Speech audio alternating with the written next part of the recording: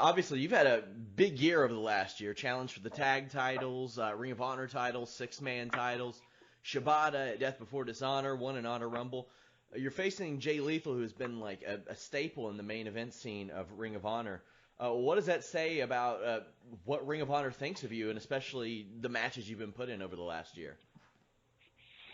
Well, I think it's pretty obvious. It says that they see someone like me, and they I think sometimes I make them a little uncomfortable, and whether they want me to be in the main event or not, you can't deny great talent, and that's exactly what's finally happening as the creams rise into the top. Oh, you've beaten Bobby Fish, beaten Kushida, beaten Jay Lethal going back to November. And going back to November, you beat Liger and Mark Briscoe, too. So, I mean, your success has been off the charts recently. What would a win over Jay Lethal mean for you and even your character? I think it would mean that it solidifies everything I've been saying the last couple of years. I'm not the type of guy who usually does a whole lot of talking. I like to let my work in the ring speak for itself. And like you said, not me, you said it, my work in the ring over the last year has proved that I belong at the top. So as far as I'm concerned, it's not a matter of whether I beat Jay Lethal at Best in the World. It's a matter of when I beat Jay Lethal at Best in the World. It's just a matter of days. And when that happens, you can't really deny. You can't deny everything I've said. Where does this rank among your biggest matches in Ring of Honor? You do have his number, so I mean, at the very same, it could be a big match for him trying to get that win back. Yeah, absolutely, absolutely. I mean, I take nothing away from Jay Lethal with his abilities, his talent, I mean, look at what this guy's done in the business. He's only guy in Ring of Honor to hold the World the World Television title and the World Heavyweight title at the same time. So, Jay Lethal, he's no slouch, but the point is, I'm no slouch either, and it's about time that it gets recognized, and that's exactly what's going to happen Friday. Something that has always intrigued me is your friendship with the Beer City Bruiser. How did that come about? A lot of people may not realize it, but I've known the Beer City Bruiser since my first day in the wrestling business. So myself and Bruiser, we have a lot of history, and we go back a lot of years. Will you ever teach him how to do the moonsault that you do? We are currently working on that. Things aren't looking as good as we had hoped they would, but, you can never say never in the pro wrestling business. One of the things that always interested me in Silas Young was that you were different without being, like, eccentric. Like, you were the last real man, and it seems like such a simple thing to approach, but you add so many little facets to it. How do you think that sets you apart from the rest of the Ring of Honor roster? I think the problem is, in pro wrestling nowadays is everybody wants to be loved. Everybody wants to, have people talk about how great they are on the internet so they can go online and look at Twitter and look at Facebook and look at wrestling message boards, and they can stroke their own egos about how great they are. I've never cared about whether people, think I'm great. Obviously, I'm a very talented individual, and that should be recognized. And like I said before, great talent can't be denied, but I'm not the type of person that needs to have a few thousand or a few million other people telling me how great I am. I already know how great I am. That's the difference between me and all the other guys in this business.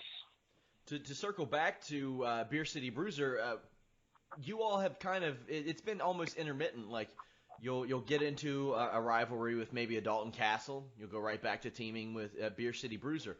Is that something you're always open to, and what kind of aspirations do you all have, if so? That's an interesting question. Pro wrestling is a business that's full of people who have egos. Pro wrestling business that's full of egos. Guys are always totally concerned about, what's best for me. And, I'm not going to sit here and act like I don't have an ego, but the fact of the matter is, I always like to keep my options open. So if I have an opportunity to embarrass a guy like Dalton Castle, or I have the opportunity to shut the mouth of a guy like Jay Lethal, who likes to tell everybody that he's the greatest first-generation wrestler, I'm going to take that opportunity in a second. But I'm also not selfish.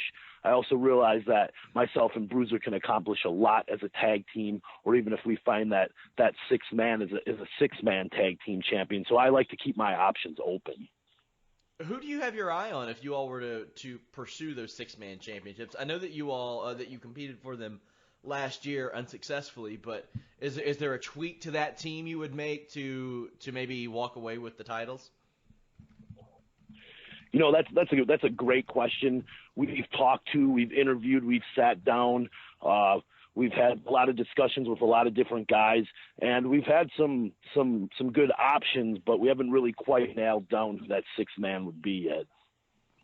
I also wondered, Ring of Honor's had a great relationship with New Japan. Is New Japan something that interests you as well? Absolutely. It absolutely is. Back in February, a group of us guys from Ring of Honor, we went over and did the Honor Rising shows, and that was a great opportunity and honestly a highlight for me in my wrestling career. I wanted to play, I don't want to say a bit of a game, but manly or not manly. I'm going to mention a few things. You're going to tell me if they're manly or not, and maybe why or why not. All right. Pedicures and manicures. Now, manicures have the word man in them. Definitely not manly. Those are something women do. Any guy who gets a pedicure or manicure should be embarrassed to admit that he does it. So Silas Young has never had a manicure? Absolutely not. Partying the night before a match? Manly. Very manly. So it's safe to say that Silas Young and the Beer City Bruiser have partaken? The Beer City Bruiser and myself definitely like to have some beverages and get into a little bit of trouble, whether it's the night before or the night of the show. It doesn't matter. We're partying every night. Checking your own Wikipedia page. Say that again? Checking your own Wikipedia page. What's Wikipedia?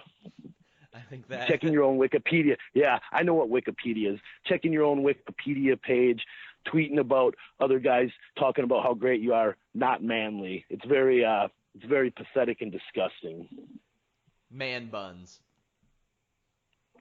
Man buns.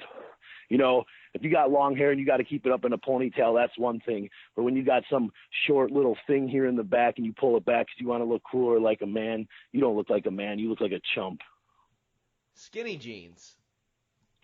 Skinny jeans, not manly. Enough said.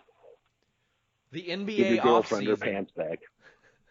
The NBA offseason. Well, it must be nice to get paid a lot of money to do a couple games here and there and then have a few months off. But, in the pro wrestling business, we don't have an off season. As a matter of fact, if we get a little hurt or we roll our ankle during a match, we keep going. We keep going on and on because the show must go on, not like these NBA athletes who stub their toe and then they have the next 6 weeks off.